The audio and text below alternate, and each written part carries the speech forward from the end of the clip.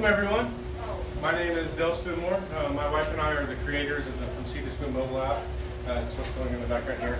It's a free app we released that helps you grow your own food. It'll walk you through growing 60 different vegetables. It'll give you dates when you should plant everything based on the nearest weather station information. Future updates that are coming are going to help you know when to water based on how much it's rained where you are. We've got companion plant information in there for each vegetable, and we also show you which pests attack each vegetable as well. So, but that's not what we're talking about today. I just want to kind of introduce who I am. This is my friend Lori Coach. She's here from My Raggedy Herbs, and we'll let her talk about what she does. And so I spent almost 9 years at the Oklahoma Department of Agriculture working in specialty crops and agritourism. And I left there and went to the Mary Botanical Gardens and worked there for almost 2 years. And now I work for my son's landscaping company called Hortico Professional Outdoor Services. So I work in the office. I also do landscape evaluation, and I create and design herb and backyard gardening, vegetable gardens and herb gardens for outdoor living. And so that's kind of what I do. I have a teaching garden at my house that's called My Raggedy Herbs. I grow in all raised beds and containers, kind of in a wraparound porch. We have a ranchero style kind of house that has a wraparound porch, and so all of our gardening is right outside of that. And then I have a 20 by 40 hoop house, season extending high tunnel that I grow in. And so I've been studying herbs and growing vegetables for many years. But we also owned a honey farm for 10 years.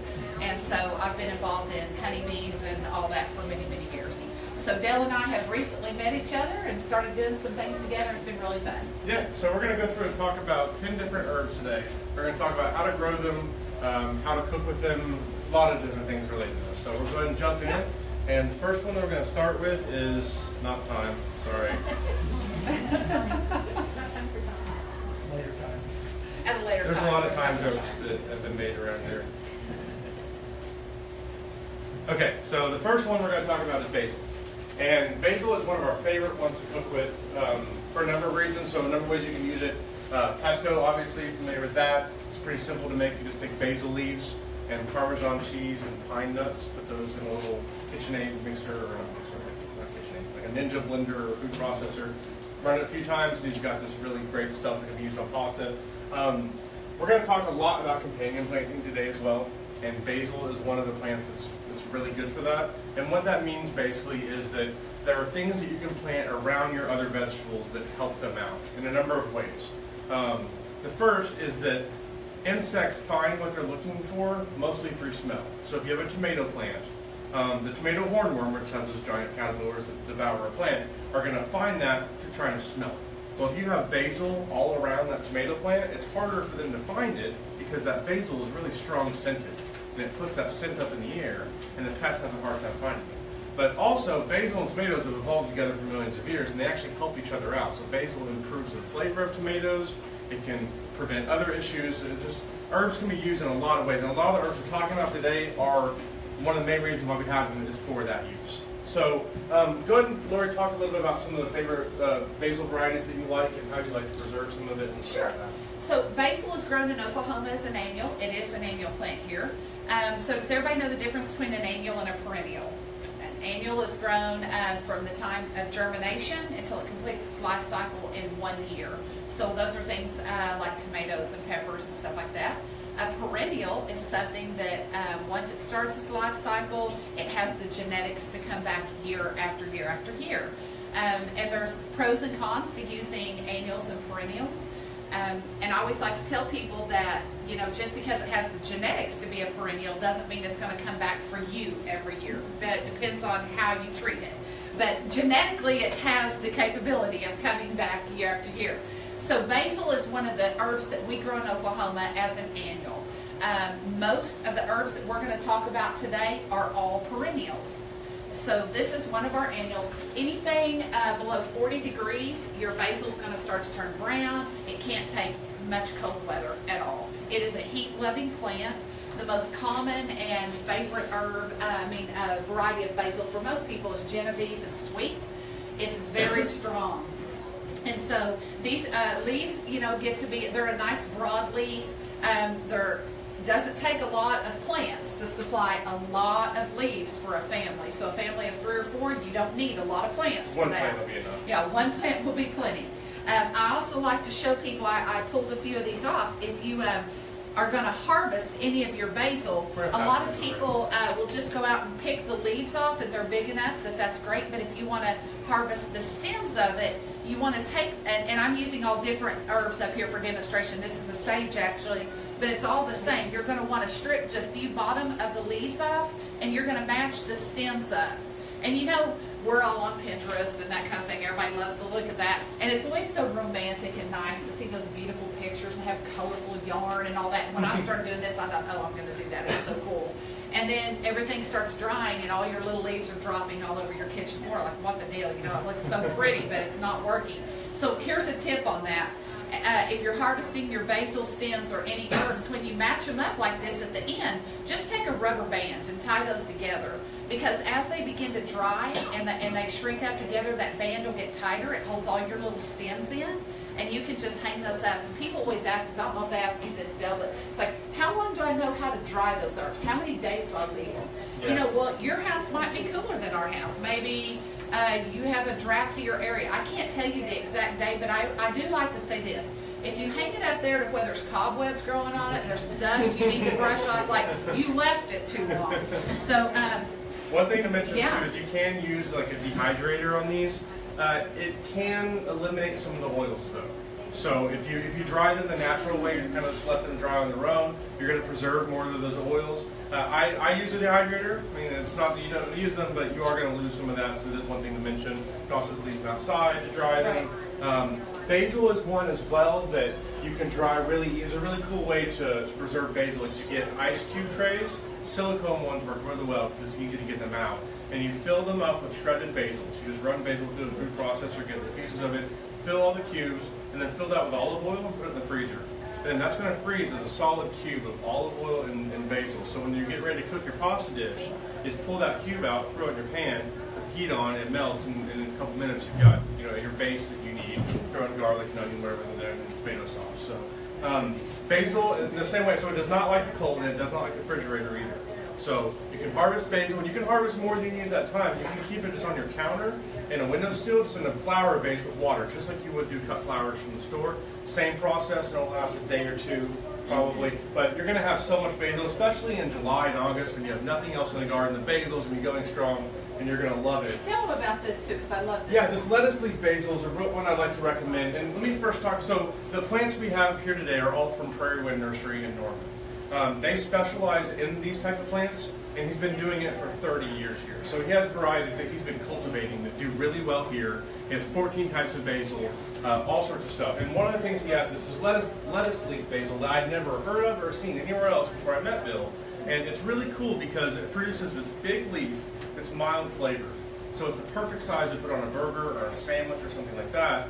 And you don't have that overpowering basil flavor that comes with a typical one. And like I said, it's this really nice big leaf that looks like a lettuce leaf. There's also other varieties too, like Thai and lemon.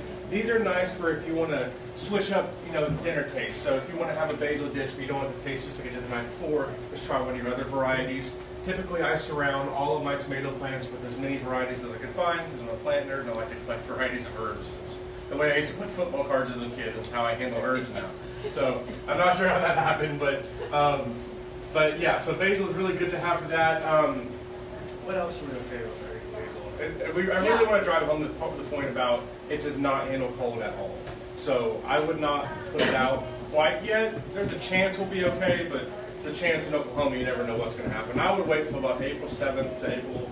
Yeah, right there. The dates in the app are pretty good. I would go on the safe date on this one for sure. The other thing about basil that I like too is a lot of the herbs that you're going to use throughout the year and you're going to grow with. Unless you're just in it and working in it all the time, you really don't kind of notice a lot of their subtle nuances. In basil, you really notice it. Yeah. And so you can get some different varieties and really, really see the differences in the cultivars that you're using. So this is one that's fun to play around with in your garden. And then one thing I mentioned, when we first started growing food, so 3 years ago, we knew nothing about growing food, my wife and I. We kind of started from the ground up, and we committed ourselves that first year we wanted to only eat things out of the garden, force ourselves to just eat that. And what we found was that zucchini gets pretty boring after about 2 weeks of eating the same zucchini. So when you have all these herbs, then you can make it taste completely different day to day. and you can still be eating all the stuff out of your garden, and the kids won't complain as well. We have 4 kids, we got to somehow make them try and eat this stuff too, you know. So another thing I want to mention. Go ahead, Ashley. I forgot what it was. Yeah, I just think this is a great one. Like he was saying as well with the ice cubes and put it in with olive oil. You can also chop this up and put it in your ice cubes with water. And so you can put it in your spaghetti. You can do a lot of things with it. And what you'll notice with any of the herbs that you freeze, and you can do it with mints, you can do it with almost any of the herbs up here. When you take your ice cube tray and you chop those up, your tendency or what you're going to think you want to do is pack those little cubes full and then run water over it and stick it in the freezer. Well, what's going to happen to that green leafy material? It's going to float, right? So as it lifts up and you freeze that and you pop those ice cubes that come out with the herbs in them in a Ziploc bag, there's green herbs sticking out the top. So after just a little bit of time, those become freezer burn, and they're not great. So the way to avoid that is when you pack your plant material in there, don't fill it quite as full, and only fill the water about half full. Stick it in the freezer and let it freeze for a few minutes. Pull it out and finish filling it with water and freeze it again. So you're kind of you're capping the layer of the green. That's the first I've heard that. Oh, really? Yeah. This way. Well, when I very first started doing mine from the beginning, I was so disappointed the first year because I worked so hard to freeze all this stuff, and then it all got freezer burned, and I was just like, bummer. Well, so the second year, and so you just freeze them and then pull it out, and then kind of do a second layer, freeze it again real quick, and you trap it all in the middle, and then they last a lot longer. Nice. Another thing I want to mention on basil is it is at some point going to develop this kind of stalk that shoots up and it has flowers on it. Pull that off. Just pinch it off. Yeah. A couple reasons. Number one, it's going to kill the flavor of the leaves if you let those flowers develop. It's going to suck up the energy from the leaves, and it's not going to taste as good. Also, it's just not going to grow as much. And if you just chop it off, I mean, you can chop a basil plant down to the base, and it's going to be back full throttle a month from then. And that's what I do with ours. Typically I'll harvest about a third of each plant, because it is going to stress the plant if I do that. I like to be friendly to my plants as much as I can. So I'll cut out a third of one, and then a third of the next, and kind of rotate around, and you'll have, like I said, more basil than you can handle. And all the varieties of basil that you're going to look for, you're going to be limited on those when you go to like the big box nurseries. They're going to have the top 1 or 2 varieties, sweet, Genovese, and whatever. So if you want some of these really cool varieties, then you have to go to a specialty nursery. Bill at Prairie Wind is the only place I buy my plants for my garden. Been buying from him for years. Like I've known Bill for 10 years. And we're not paid to say this. No, we're not. Like this is, he just truly is the only place I purchase plants. And when you go do that, you're going to get all these ones that tend to do to this blooming. And a lot of people get tired of growing basil in their garden because they don't want to pinch it off of the top all the time. It's just exhausting. Burpees now has a variety that you can purchase that does not flower at all. It's a variegated leaf. We used to grow it when I worked at the Married Gardens. It's wonderful. I loved it. I've grown it the last couple of years in my garden. And so it doesn't have that great smell that the Genovese has, but it's still a nice basil taste. And you don't fight any of the flowering and the pinching back and all that. So there's things out there that you can still enjoy basil if that's like a bother. Yeah, and one thing about the flowers, too, I do want to mention this. I said to pinch them off, but it's not necessarily a bad idea to leave some of them around because bees really like it. So honeybees are not native to North America. They came here from Europe with the pilgrims. So it wasn't that long ago that happened if you look at it evolutionary speaking. So they remember these plants. These plants are from Europe. They remember them and they flock to them. So when you have basil and rosemary and sage and all these other things that we're talking about and they're flowering, you're going to have a lot of bees coming into your garden. And a way that you can kind of think about utilizing that is when you have basil around your tomatoes, those bees are going to be at that basil, they're going to say, hey, there's a tomato, they're going to hop over there too, and they're going to pollinate your flowers for you, and they're going to help with cucumbers and tomatoes and all those other things that you can have issues with pollination. So that's a way to use. So we'll move on to the next on the list, which is chives. And chives are, they're basically onions, except instead of forming a bulb, you harvest them for the tops. So one thing I really like about chives, for not just the taste of it, but from the companion plant side of it, is I like to put around my raised beds a border of chives around the whole thing. And on those smart pots out there too, those are mine as well, and I have chives around the border of that. And the idea behind it is I'm basically creating a moat for my vegetables in the middle.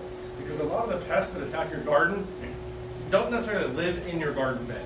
They come into your bed to eat. They go burrow like outside of the bed, like underneath a board or whatever outside of it. But they're not going to come into your bed if there's a wall of onions around, because they're not going to realize there's something beyond that wall of onions, and they don't want the onions. They don't eat that. So, and that's another way you can use that, scent masking companion plant to help. So I basically have this perimeter of onions or garlic or chives around all of my beds, and then what I'm actually trying to grow is in the middle, and I've got other stuff around that too.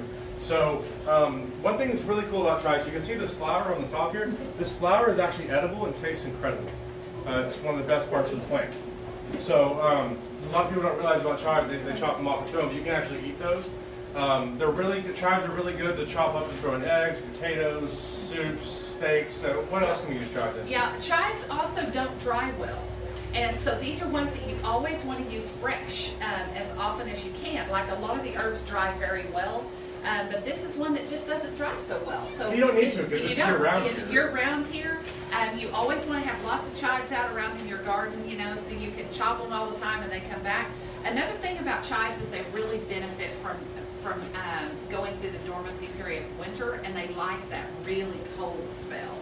So after they go through that, it's like every year they just come back better and better and better. And a lot of people will buy chive seeds, but chives do better from a transplant usually. So if this is something that you want to start, just get you a few little pots of it and kind of go ahead and get them started. And just directly plant them right in the ground in your garden. And in the winter, just lightly mulch those. Water them throughout the winter. I want to talk about that watering through the winter just a little bit again, because a lot of people don't know about that. A lot of people feel like that their plants die through the winter a lot because they froze. And occasionally that's true, but a lot of times we lose our plants through the winter because we didn't water them. So we're very conscientious about thinking of watering our plants when it's nice outside. And my husband likes to joke and tell me that I'm a fair weather worker. He said when the weather's fair, you're in the mood to work, and when it's not, you're not. I'm like, you're spot on. That's exactly me. And so I'm the same as everybody else. I'm all excited when the weather's nice. I want to get out and work and all that. But when it's cold, I don't want to go out. But we always have, a couple of days in December and 2 or 3 days in January and February that we have nice days. And it's sunny, and you need to drag your hose out and water your plants, When you think about it, we invest a lot of money in our plants. We take care of them most of the year, and then for 3 or 4 months, it's like, oh, I'm cold, I'm not even going to think about it, and literally, you dehydrate your plants. And so, when they're stressed and they haven't had water for a long time, then we have very cold temperatures. That's what kills the plants, most generally, not the fact that, oh my goodness, all my plants froze. In the case of things like garlic and onions and chives, they really love that cold weather, but they also benefit from a drink of water without going 90 days without having one. So lightly mulch them a couple of times during the winter months, water them, and in the spring you'll have amazing chives. And they'll reproduce and take once you plant chives once, you'll get a long time. You guys can smell those. Any questions about chives before we move on to the next? Can dogs should be chewing on chives or onions? My dog never, I have them where my dogs are, and they never bother them at all. They don't really bother them, but you should never feed dogs onions for sure. Okay. They're really bad. Okay, that's what I thought. I feed the same family. So next on the list is cilantro. And Lori, go ahead and talk about the regular cilantro for a little bit, and then I'll talk about some of the other varieties. Okay, perfect. So cilantro is one that everybody knows about. Everybody wants to grow cilantro in Oklahoma. It fits very well into our cuisine that we eat. We love salsas. We love all that kind of stuff. But here's the problem, is that we're all growing it in the wrong season in Oklahoma. And we all want to plant it at the wrong time. And so cilantro grows very well in Oklahoma. It's also called coriander. So when you buy your coriander seed, that's the seed for cilantro. And I was telling the story earlier that I used to have to look at nurseries a lot, things like that. So I would go into the nurseries, and I noticed one day that all the big box nurseries, when you go in there about this time, end of March, 1st of April, when we all go in to get our herbs and our vegetables, there's cilantro sitting there. But when you go into a lot of the privately owned nurseries, the specialty nurseries and things, you don't see cilantro. And so I was in one day looking at this guy's nursery, and I asked him, I was like, well, where's your cilantro? And he just kind of pointed the sign on the wall, and it said, we don't guarantee our plants. And I was like, okay, so you don't guarantee your plants. He's like, that's why I don't carry cilantro. I was like, oh, okay. So the situation is this. just as we have cool weather vegetables and we have warm weather vegetables, we all, as a consumer, we get handed the cilantro transplant at the same time we get handed everything else, and that plant's about this tall, and we purchase it at the end of March or the 1st of April. And we plant it in our garden, and there's some plants that don't do well if you disrupt their roots as a transplant. The cilantro happens to also be one of those. So we take it home, we rough it up, we scuff it up, we take it out, we stick it in the ground, which is hard on that plant anyway, and we plant it, and then about end of April, 1st of May, what happens in Oklahoma? Boom, we get hit with hot weather, right? So cilantro is kind of a cool weather herb. So we're being sold the herb at kind of the wrong time of the year.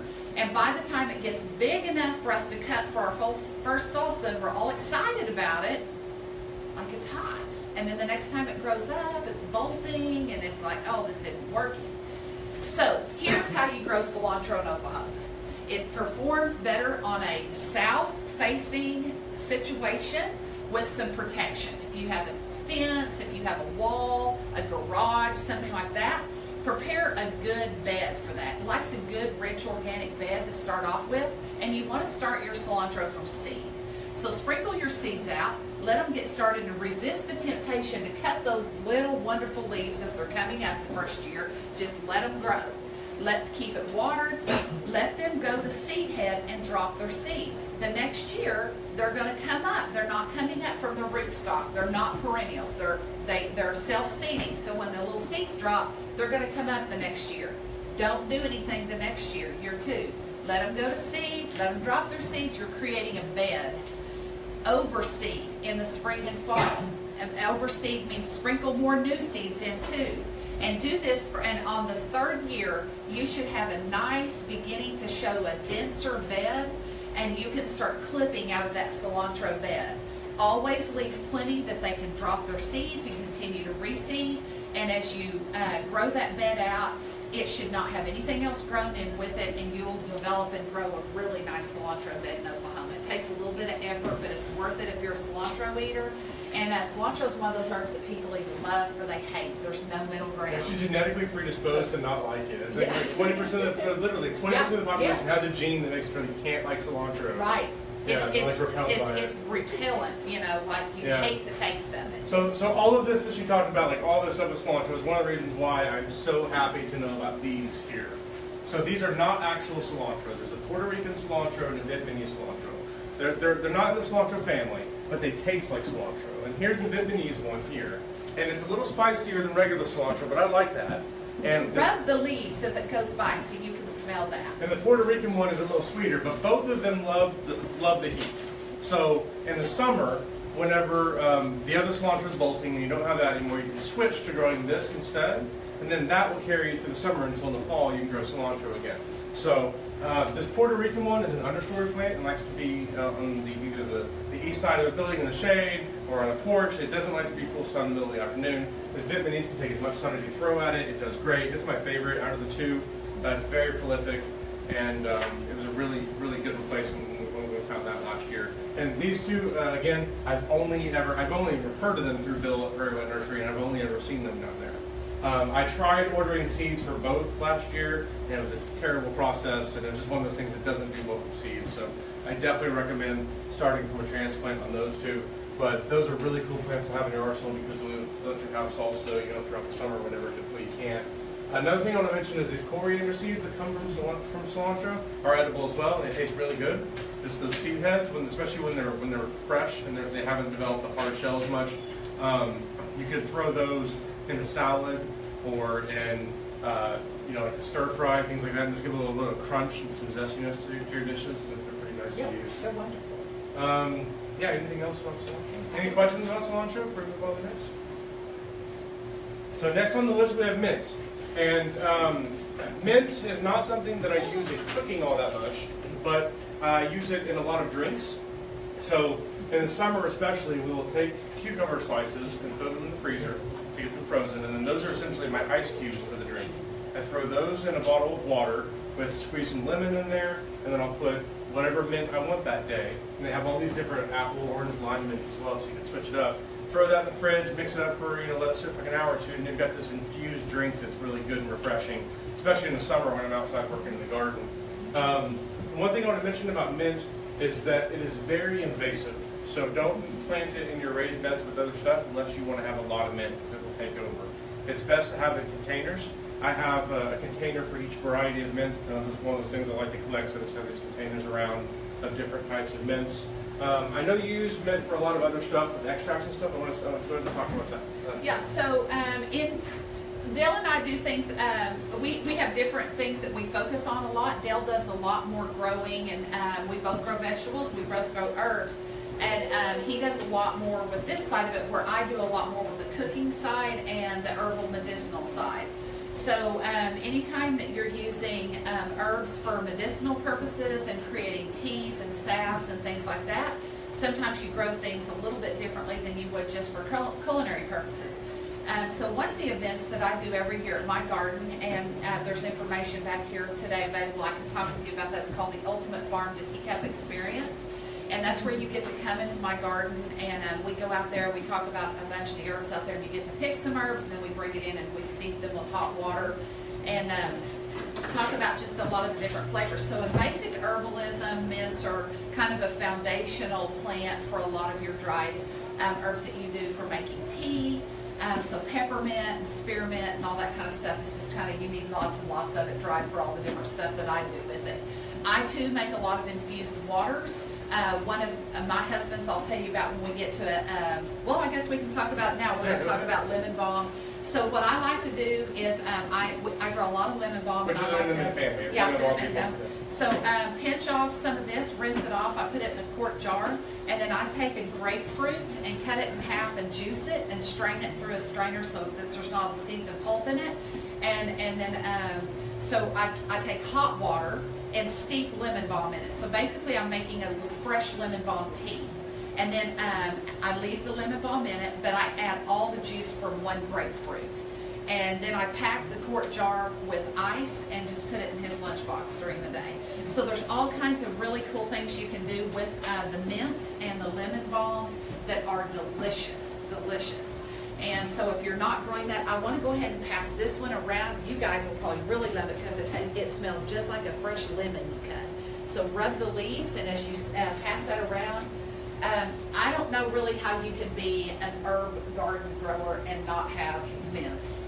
So I like to have all the tubs as well. I don't like them invading. I do have 2 spaces where I grow a lot of peppermint and spearmint and let them take over.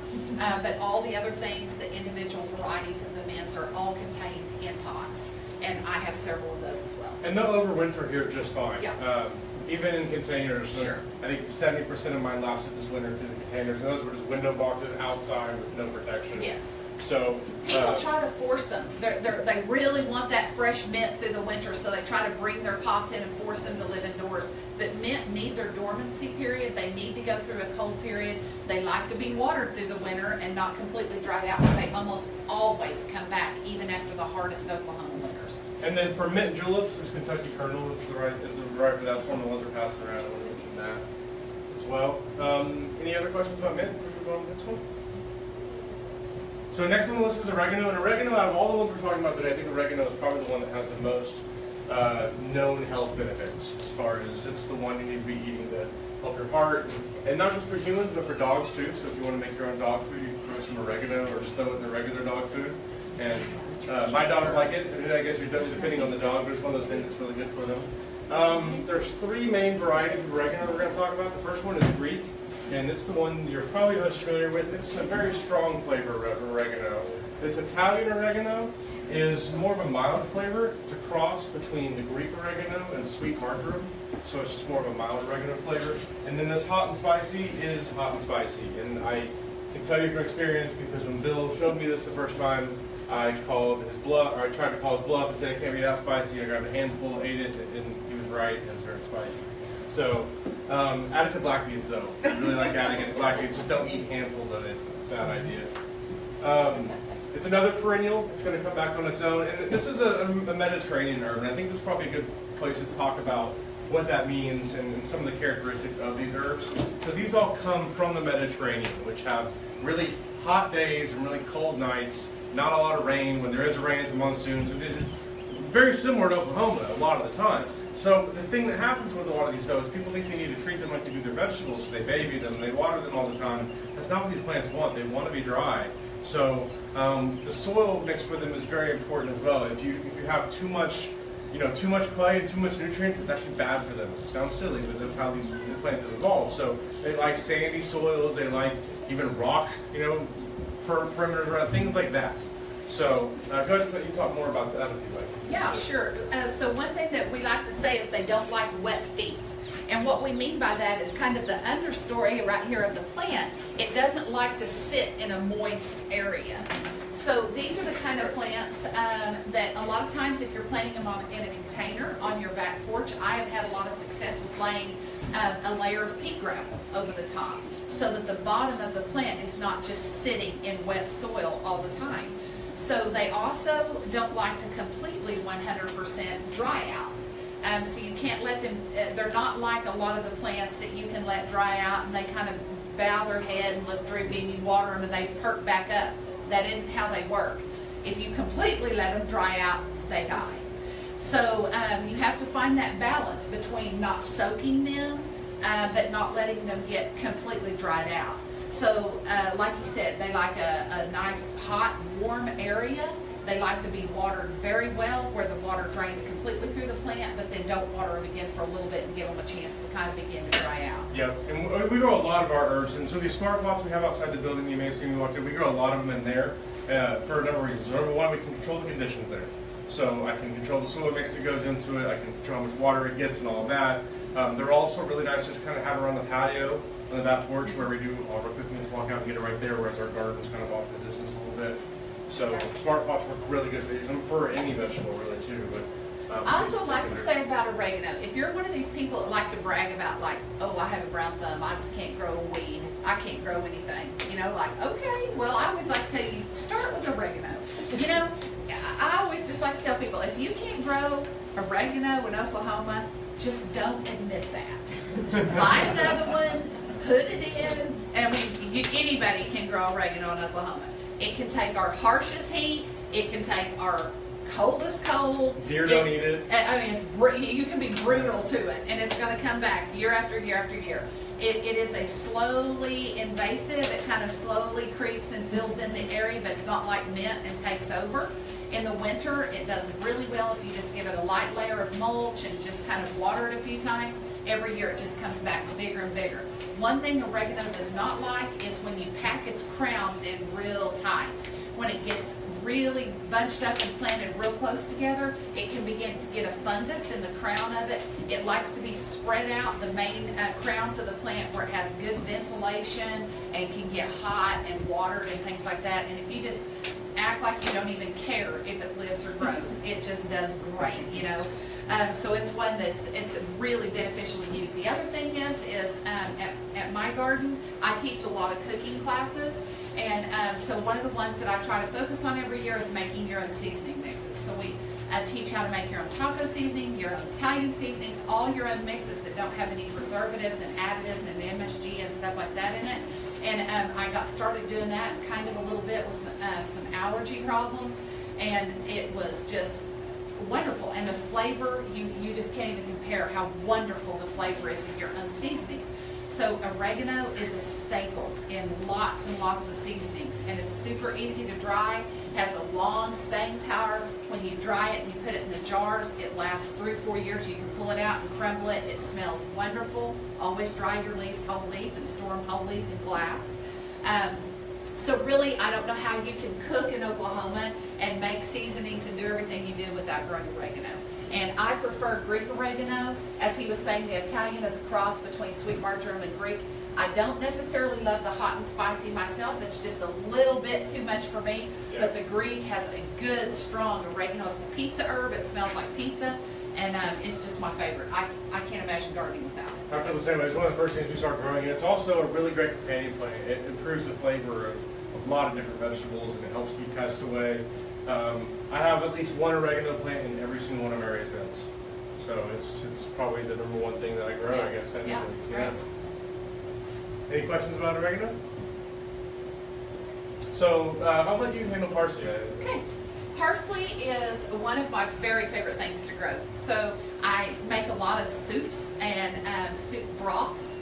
And I always get kind of cracked up at this trend that's going around right now about these bone broths, bone broth soup and all that. Because that's the only way I knew to make soup. I was very fortunate to have both of my grandmothers, my great-grandmothers, my mom and dad are good cooks. And so we just grew up like, I could not ever imagine making chicken broth using chicken breast. I think my grandma would roll over in her grave if she thought I ever made a chicken broth with the breast. Like, you gotta have tons of legs and the whole chicken in there, and you gotta see all that oil and stuff in there.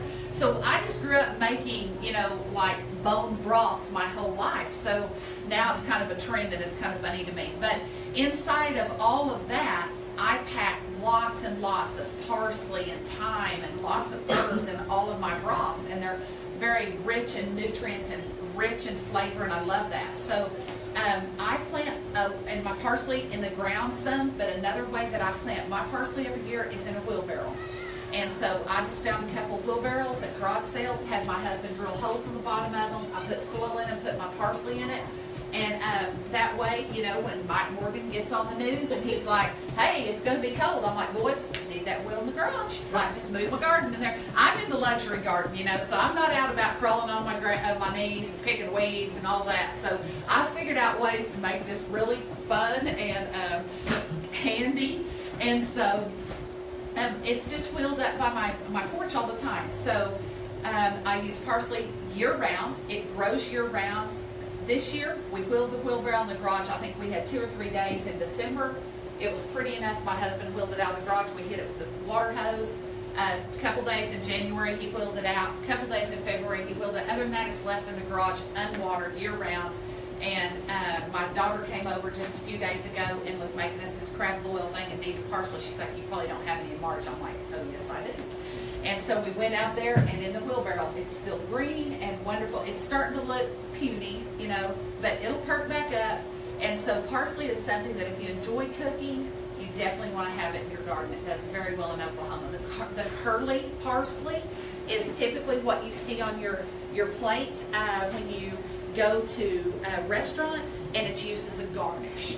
So what we grow mostly, this is more of what that looks like, but this flat leaf parsley is what I use in my soups all the time. And then another thing to mention with parsley is you can start it from seed. It's not one you have to transplant. It's in the same family as the carrot family, which means it has the same difficulties with germination. And basically all you need to know is you need to keep it watered until it sprouts, and then you're good to go. But it can take a while, sometimes 2 to 3 weeks, depending upon temperatures and all sorts of other factors. But just be patient with it.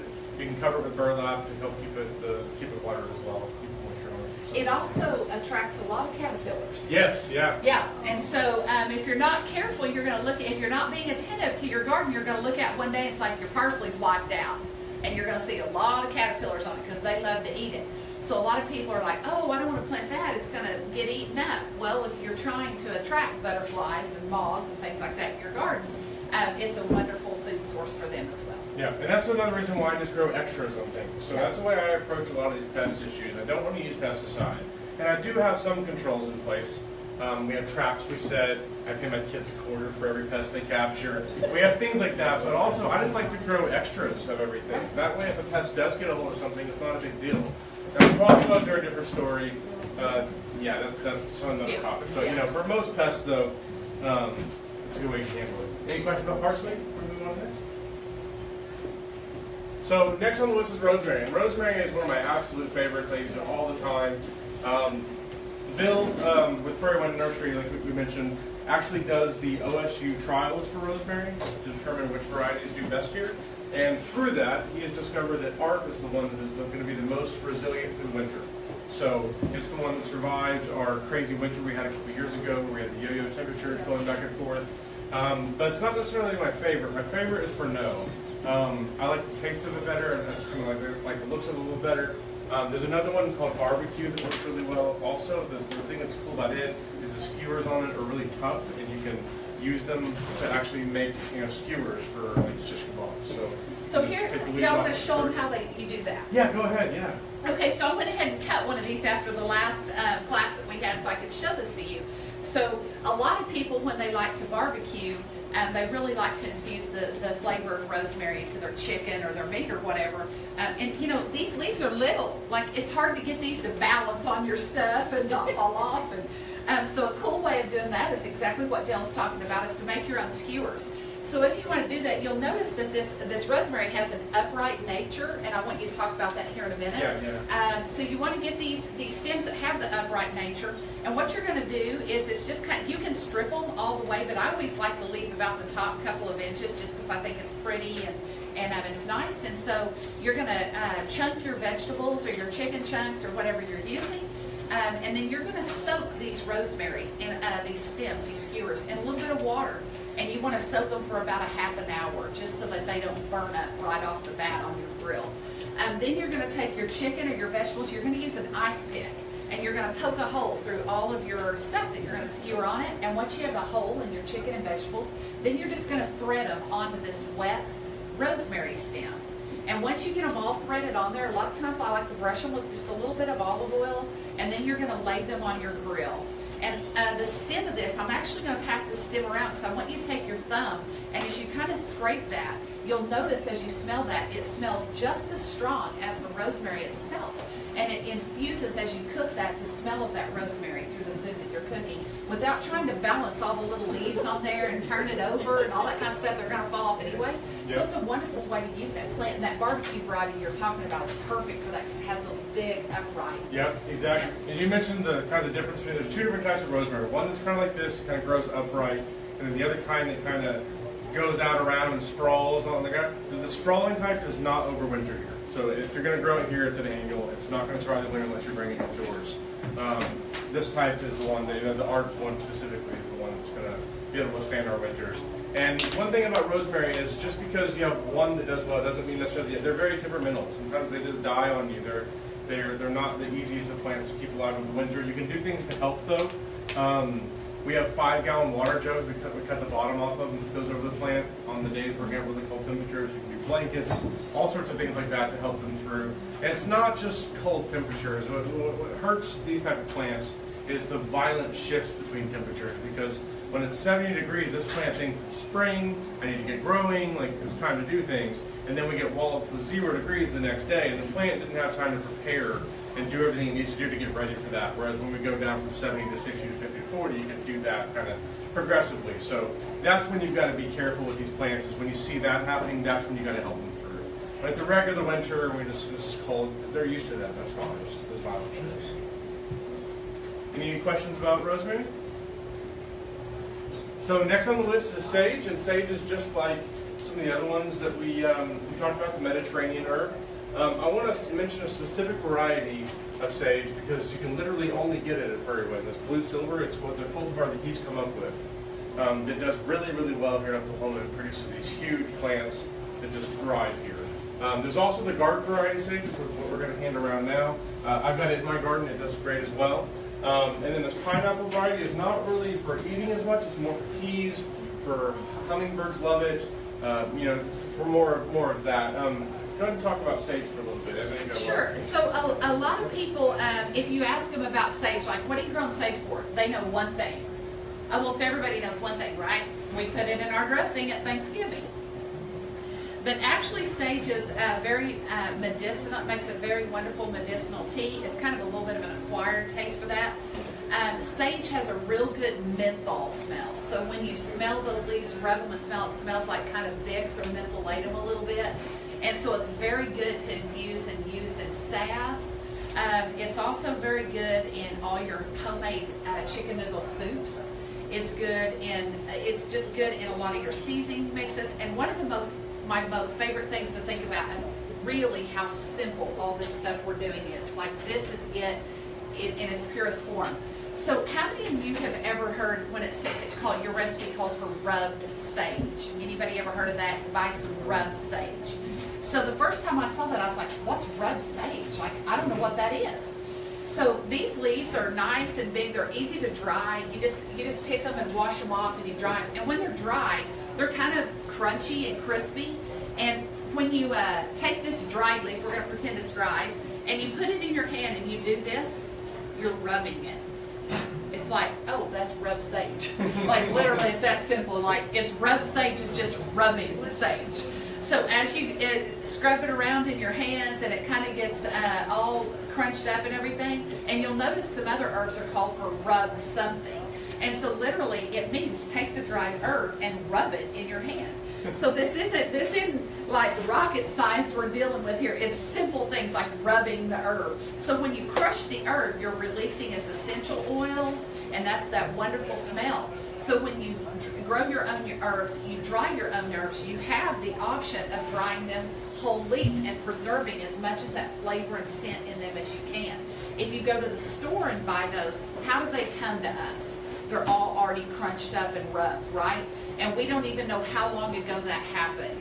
So it's very amazing if you buy these in the store and you try to smell those, like they don't even hardly smell that great. Yeah, if you take a packet of sage or oregano or any of these things and you just smell the difference, you can smell the difference. And with that smell also comes a nutritional bit and everything else. Everything is amplified when you grow it yourself or if you have fresh herbs available to use. Yeah, so we're getting down to the end of the list now. We have 2 more to talk about. The next one is tarragon. Tarragon is not something I knew about until I met Bill as well. And I think the one we're going to talk about the most is Texas tarragon or Mexican tarragon, which is actually not even a tarragon, it's a marigold. But Yeah. It tastes like tarragon, so this is in plant world this stuff happens. But go ahead and talk about tarragon. You just introduce yourself how to use it. So French tarragon is like prized for infusing in white wine vinegar. So people like to take French tarragon and infuse it and then take that vinegar that's infused with that and make vinaigrettes for salads. And at gourmet shops and things like that, it's very expensive. It is a wonderful flavor. If you've never tasted it, you should treat yourself sometime.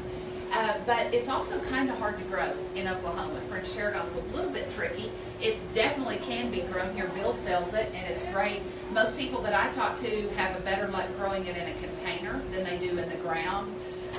But it's a little hard to get started, and almost everybody that's successful says, I almost gave up on it, but then it took off, and now I'm glad I hung on with it, you know. But this Texas tarragon, it is hardy in Oklahoma. It is of the marigold family. It produces this really beautiful kind of orange gold flower. It has an upright nature, so it kind of stands right straight up. It has these big, nice leaves. I want to pass that around so they can smell it because it's such a great smell. Yeah, we had it here, I thought.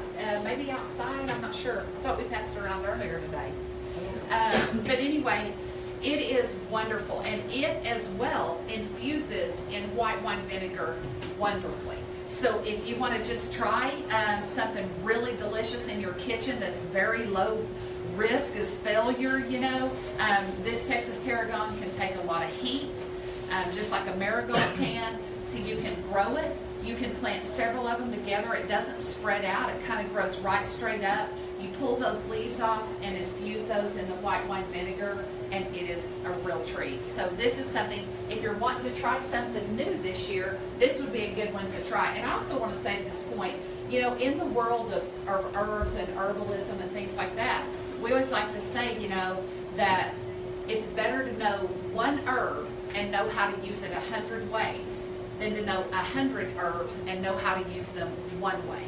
So you're better off to start with something, one thing, and figure out how it grows, how it performs, how you dry it, how you cook with it, how you use it in your landscape, how you use it medicinally, and learn that one herb, know that herb. And then next year, learn one more.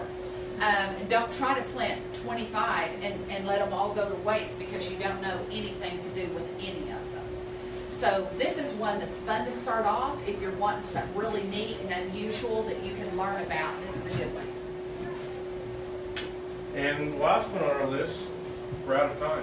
We're out of time. Yeah. We make a lot of time puns. That's the first time we made that one, though. So thyme is another one of the ones that's in the family of the Mediterranean herbs. I mostly use it with fish, but I know you have a lot of uses for thyme, so go ahead and talk about it. Yeah. Thyme in my house is the very same as salt and pepper. Like salt, pepper, and thyme, I use it in everything. Everything I have. I love the different ones. This is an orange thyme. I actually bought a big deal of it at Bill's just a couple of days ago, and I love it. So thyme is a tender perennial. I also want to talk about, real quick when we're talking about thyme, that you'll notice on the sage, you'll notice on the rosemary and the thyme, they're what we call a woody herb, which means they kind of get a bark on them. So any of these herbs you want to plant on about a 3-year rotation. So as they begin to get woody and begin to lose their flavor a little bit, you want another one coming on. So thymes are, when I say a tender perennial, that means they need a little TLC going into the winter. They really do well in pots. They like to cascade and kind of come over the side of the pot. It's nice to have them on your porch, in raised beds and things like that. I have found over the years they do better in containers than they do directly planted in the ground. Because they definitely do not like the bottom just sitting on wet soil all the time. In containers, you're able to control that a lot. But mine sit up next to the brick wall. They like the heat coming off the wall. They like to get sprayed with the garden hose, and they just cascade over those, and they're just happy. And they're great ground cover too. Wonderful ground cover. You need something to have as a ground cover, you can use thyme. Yeah, I use them in everything. Yeah. All of our seasoning mixes dried, all of our fresh soups, like I use thyme in everything. And thyme is one of the ones that, so a lot of these other ones like sage and rosemary, you got to be careful how much you use at once because it can be very, very overpowering. Thyme you can get away with using a little bit more than some of the others, a little more mild flavor. So those are the 10 herbs we're going over. The next part what we're going to do is we're going to talk about, so when we're done here in just a few minutes, you're going to be able to come up and choose which herb you want to propagate. So you're going to be able to take a cutting from either oregano or basil or rosemary. And what we're going to do is basically, I've already got one here the last time we did. So we're going to cut it like this. You're going to have something like this. And then we've got some rooting hormone. It might be back there now. We have a little canister of liquid. Yes, see right there. So you dip this in there. And then all that does is it helps the plant out because plants naturally have hormones that tell the plant you need to create roots anyway. This is just that natural hormone. It just gets that process kicked off. And all you're going to do is just take it and put it in the soil, and then cover it back up, and then keep it watered, and then put it in a windowsill that gets some sun, a south windowsill, something like that, for about 3 or 4 weeks. And then by that point, you should have roots developed. You can tell by if you just kind of gently tug on it, you should feel some resistance, and then you got some roots in there. And then you can start working on transitioning it to go outside. And it's not something you want to do overnight. You want to spend a couple weeks just kind of taking the plant outside for a few hours in the beginning, and then just adding a little more time every time that you do it, and eventually you'll just plant it outside. So this is how you can propagate pretty much all of these Mediterranean herbs. A lot of things you can propagate this way. So it's a really simple way to take just one plant and multiply it and have a bunch throughout your garden. Or if you find, a variety that you like somewhere, you can kind of take a cutting from it. So yeah, we've got canisters back in the back where you can go through. And is there anything else? We got the giveaway. Yeah, we got the giveaway. Okay, sorry, I forgot this yesterday. So we have extras because we didn't do it yesterday. So we're gonna do a giveaway, and we still haven't found the best way to do this. Let's try the thing we did before. I think that works. So we'll do a pop quiz for the first one. Who can remember what my favorite variety of rosemary is? It's also my favorite variety. Or the hardiest. Either one. I'll take either one. Who's at it first? You both tie. Okay, good. I have 2. We have a tie. Here you go. These are from Smart Pots. These are the 5-gallon containers. In our app, in the next few weeks, we're going to have an update that actually tells you which container is the right size for each vegetable. So I think off the top of my head, I can tell you that any Mediterranean herb is going to go find in there. I think any of these herbs will go find in there. I think so too. And I also just want to say, if you're not using the app, it's wonderful. You should download it, try it out, and just begin to kind of play around with it a little bit. It's very, very useful. The plants, like you said, came from Prairie Wind Nursery. We both use their plants all the time. We have access, just like you do, to plants all over the state. But if you've never been to Prairie Wind Nursery, we are not paid to say this. It's just where we love to shop. So we have coupons here too. We get 10% off. Coupons off there. You can use them here today too. And then I would love to invite you to come to my garden anytime that you want. There's a website on here that you can look. I'll be teaching 24 classes in gardening and cooking. So we work in the garden, then we come into the kitchen. We actually make things together in the kitchen. So I highly recommend our classes too. So I'd love to have you this year if you'd like to come. So unless there's any other questions, if you go towards the back, we'll help you get propagating. We'll get all that done. And if you have any other questions, feel free to hang around, hang out with us. We don't have a show for another hour, so we'll just be hanging around. Hanging around. Did I say hanging around? So I've got 2 questions. Okay, we have 2 questions here. Dale, you might have a Well, question. let me start by giving you one of these. Yes, what are you going to be drawing?